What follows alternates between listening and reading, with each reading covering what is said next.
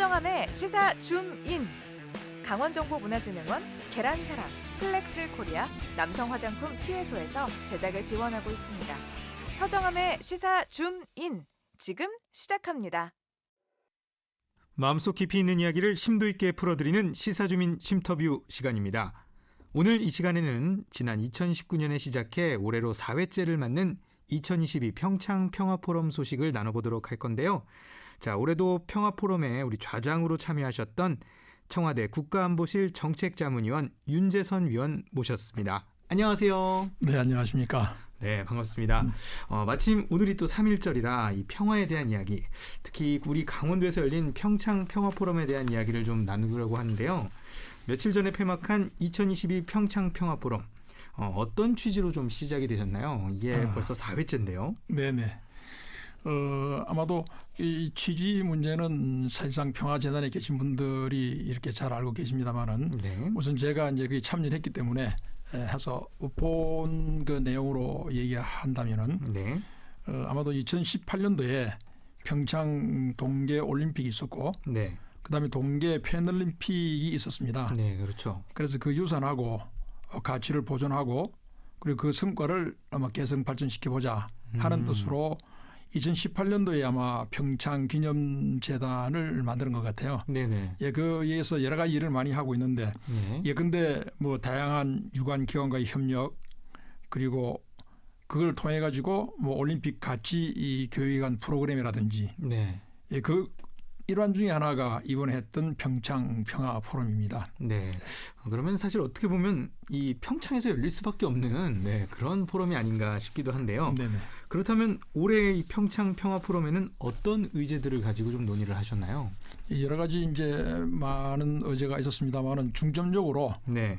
평화 포럼을 주최하시는 분들이 이 선정한 의제는 한 5가지 정도의 핵심 의제가 있습니다. 5가지. 네. 네. 첫 번째는 경제 문제인데 사실은 이 경제 문제가 중요한 하나 중에 또 그 의제라고 이렇게 생각이 드는데 네. 평화를 통해서 이끌어낼 수 있는 경제적인 효과가 무엇일까? 특히 이 세계 유일의 분단도가 우리 강원도 아니겠습니까? 네.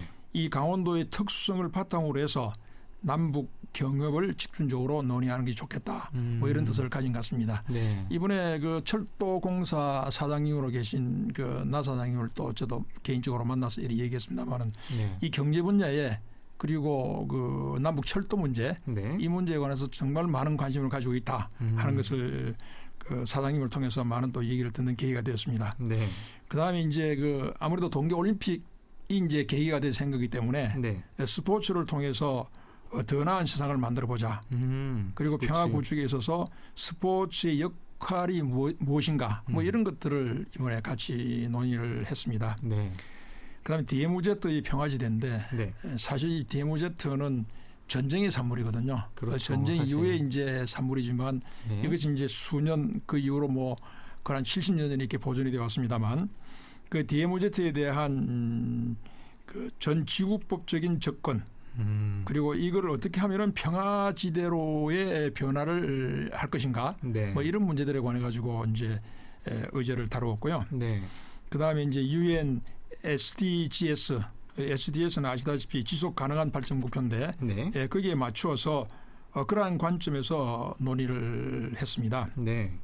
그리고 마지막이 그다음에 이제 5번째가 이제 평화 공공외교인데 네. 평창 평화 포럼이 강원도 평창이라는 민간 협력을 통해서 평화 외교를 실행하는 주체로서의 다채로운 그런 논의가 이번에 있었습니다. 네, 그렇군요. 5가지 우리 또 의제를 가지고 네, 그렇습니다. 포럼이 열렸는데 네. 사실 그 포럼에서는 가장 좀 많이 좀 언급되고 많이 이야기했던 건 어떤 것이라고 좀 볼 수 있을까요? 5가지 중에. 여러 가지로 이제 많이 있었습니다만 이제 저 같은 경우는 결국은 이제 이번에 의제의 대주제가 이 종전선언과 네. 그 너머가 대주제였고 네. 그 대주제에 맞게 저는 동북아 평화 공존을 위해서 특별히 이제 종전선언을 사실 일본 사람들이 많이 반대를 일본 사람이 아니라 일본 정부가 네, 많이 반대를 하고 있고 네. 그래서 그 종전선언뿐만 아니라 동북아 평화 공존에 있어서 일본 시민들의 역할 그리고 우리가 뭐 또 시간이 되면 한번 제가 말씀드리겠습니다만 이 평화안보의 중요성 네. 이런 데를 이제 저는 얘기를 많이 했고요. 네. 근데 아마도 가장 중요한 것은 아까도 말씀드렸습니다만은 이 평화를 통해서 이끌어낼 수 있는 경제적인 협력 문제. 예, 왜냐하니까 강원도가 세계 유일의 네. 또 분단도 있고 때문에. 예, 그래서 네. 그것이 아마 중점적이지 않겠는가 하는 생각을 갖고 있고 네. 네. 우리 또 우리 평화를 통해서 또 경제도 또 이렇게 이끌어낼 수 있는 그런 또 포럼이었군요. 그렇습니다. 근데 네. 그중에 또 하나가 네. 공교롭게도 우리가 이제 개최를 하는 날 22일 날 네. 그 우크라이나에서 그쵸. 전쟁이 일어나고 네. 말았죠. 네네. 그렇죠. 네, 그래서 이제 경제 문제도 중요하지만 사실은 네. 또 이 안보 문제도 굉장히 중요하다 하는 생각을 가졌고 네. 평화라는 것이 정말 그 지난하고 네. 멀고 네. 그리고 험난한 길이다 하는 것을 이번에 또 느낄 수 있는 계기가 되었습니다. 포럼이 열리는 도중에 네네. 또 전쟁 소식이 있어서 또 이렇게 안타까움을 그렇습니다. 또 자아냈는데 네네. 그러면 이 한반도의 평화에 대해서 좀 이야기를 좀 나눠보고 싶습니다. 네네. 아무래도 또 우크라이나 만큼이나 또 우리나라도 이 한반도가 참 평화로웠을 때가 그렇게 많지 않은 네네. 그런데 이 한반도의 평화 어떻게 좀 생각을 하고 계시나요? 지금 상황과 함께. 근데 이제 한반도 평화 참 우리가 많은 사람들이 평화 얘기를 많이 하고 있지 않겠습니까? 네. 근데 우리는 참 그 한반도가 역사적으로 보면은 그 대륙 세력과 네. 그리고 해양 세력의 한 가운데 있는 그 각축장이었단 말이죠. 그렇죠. 그렇게 하다 보니까 뭐 전쟁학자들 혹은 전쟁사를 연구하는 사람들의 얘기를 들어보면은 931회에 크고 작은 전쟁이 있었다라고 얘기를 합니다. 네. 우리 민족 자체가 어떻게 보면은 전쟁 가운데서 네. 역사가 이어졌다. 네. 이런 생각을 갖게 됩니다. 근데 지금 요 최근에 와가지고는 사실 1945년도에 2차 세계대전이 끝나고 네. 그리고 50년의 전쟁이 일어나서 53년도에 이제 휴전이 되었으니까 네. 2차 세계 종전 이후로 그건 한 대충 뭐 7년 정도 되네요.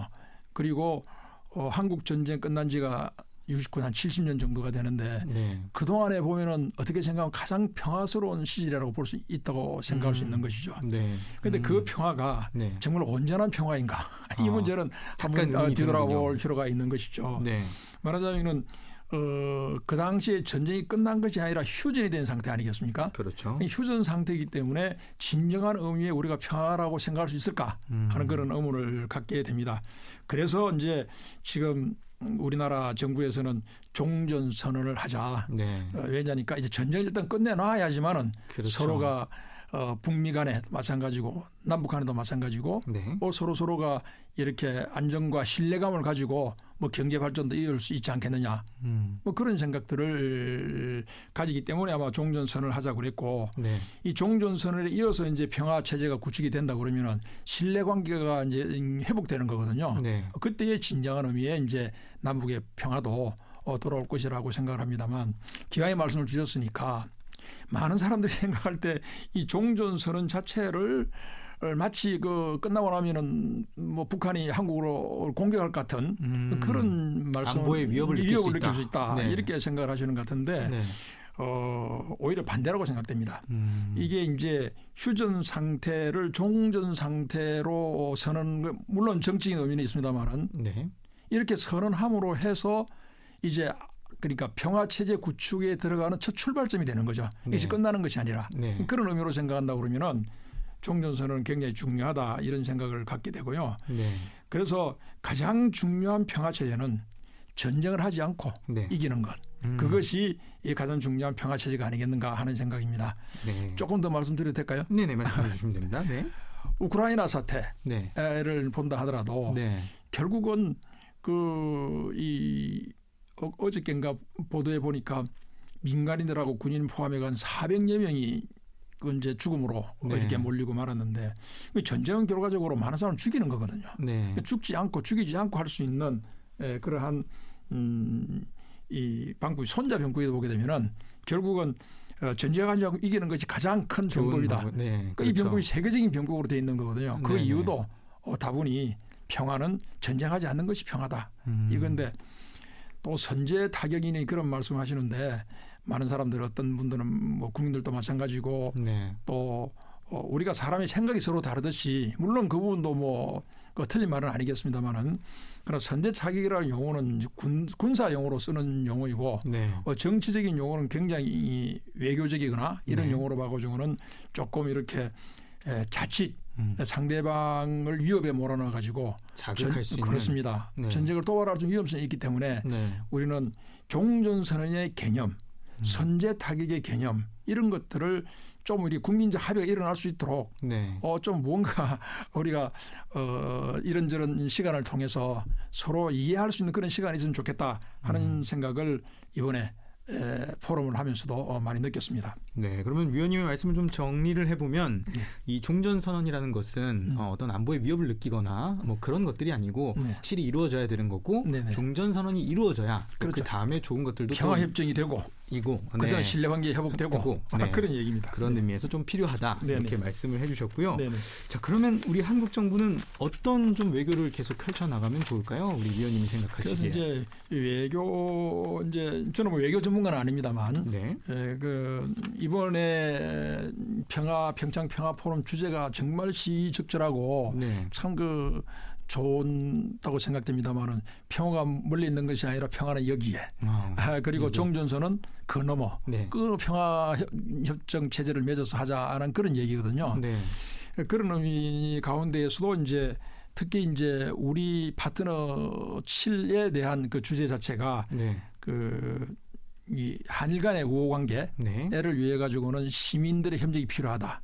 그리고 평화법을 지켜야 되겠다. 네. 뭐 이런 식의 이제 주제를 가지고 저희들이 진행을 해왔습니다. 네. 결과적으로 외교 문제는 뭐 제가 뭐 외교 전문가가 아까도 말씀드렸습니다만 아닙니다만 생각할 수 있는 거는 한반도에 전쟁이 난 것도 외부적인 요인이었고 그다음에 또 이 뭡니까 지금 상태도 네. 우리 문제가 종전 문제를 우리 스스로 해결할 문제가 아니라 한반도 주변 국가들과 함께 더불어서 이 문제를 해결해야 되는 문제가 있습니다. 네. 그래서 이제 미일 관계라든지 한일 관계라든지 네. 한중 관계, 한일 관계 이런 외교적인 문제가 굉장히 복잡하고 다란하다고 생각이 됩니다. 네. 근데 이 와중에서 사람들의 생각도 또 다양하단 말이죠. 그렇죠. 어떤 사람들은 뭐 중국과의 관계를 소중하게 생각해야 된다. 네. 어떤 사람들은 또 미국과의 관계를 소중해야 된다. 그렇죠. 말할 것도 없이 일본과의 관계를 다르죠. 소중해 이런 얘기죠. 네. 그 중에서 이제 이번 우리 세션에서는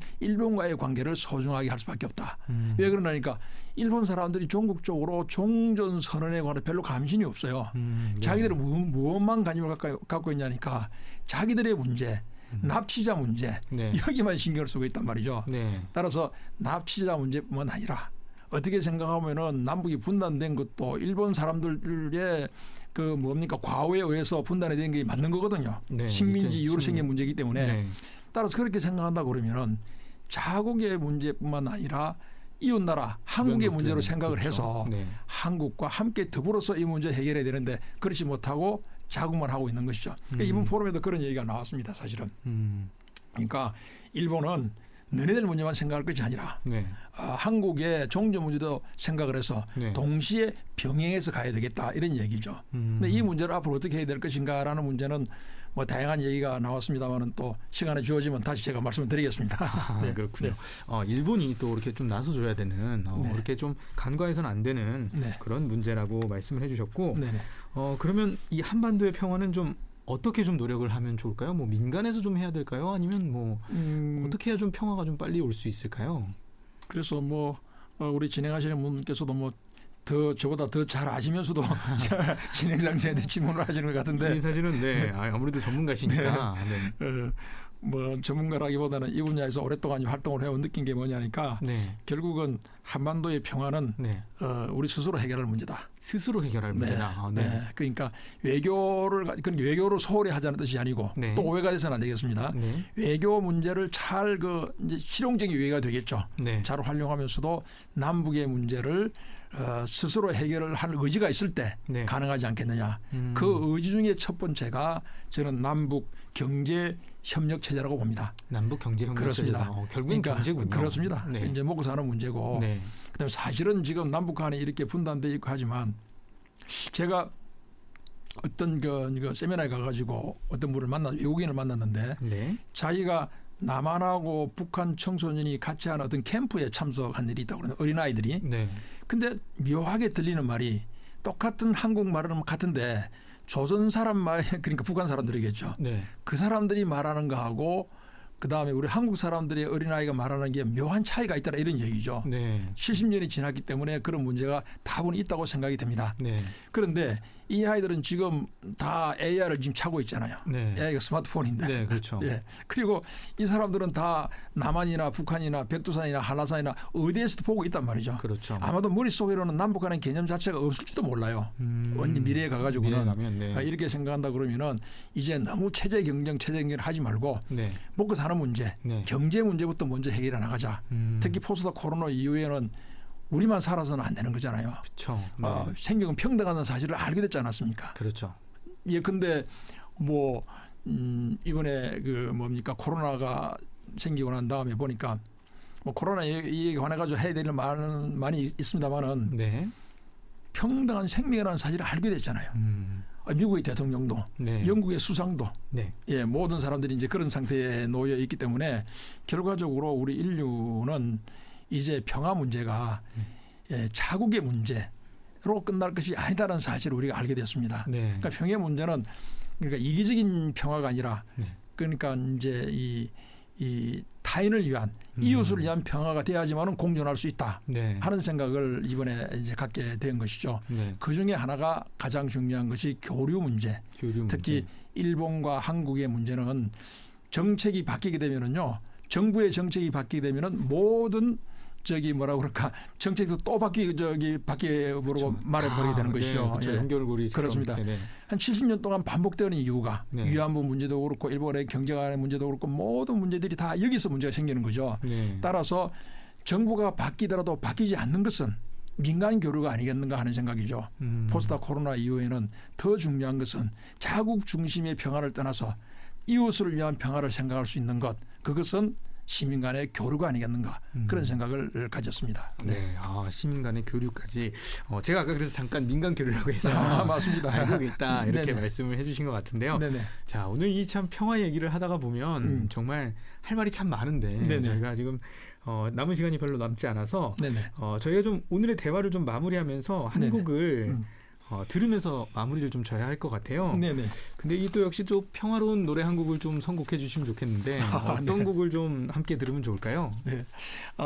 말씀해 주셨는데 네. 사실상 코로나19 이후로 많은 사람들이 이제 재택근무를 하고 네. 외로운 사람들이 많고 우울해해서 하는 사람이 많이 있지 않겠습니까? 네. 그런데 이제 신앙적으로 보니까 네. 그 기독교뿐만 아니라 많은 세계 사람들이 가장 은혜스럽게 부른 찬송 그리고 가장 많이 불렀던 찬송이 413장 내 평생에 가는 길 그걸 가장 많이 불렀다고 얘기합니다. 코로나19 이후에 가장 많이 부른 찬송이군요. 예, 그렇습니다. 네. 그래서 혹시 이 곡을 한번 추천하면 어떻겠습니까? 네, 좋습니다. 내 평생에 가는 길 새 찬송가 413장인데요. 나무엔의 목소리로 제가 보내드리면서 저는 오늘 우리 청와대 국가안보실 정책자문위원 우리 윤재선 위원과 인사 나누도록 하겠습니다. 오늘 말씀 감사합니다. 고맙습니다. 네, 고맙습니다. 감사합니다. 네네.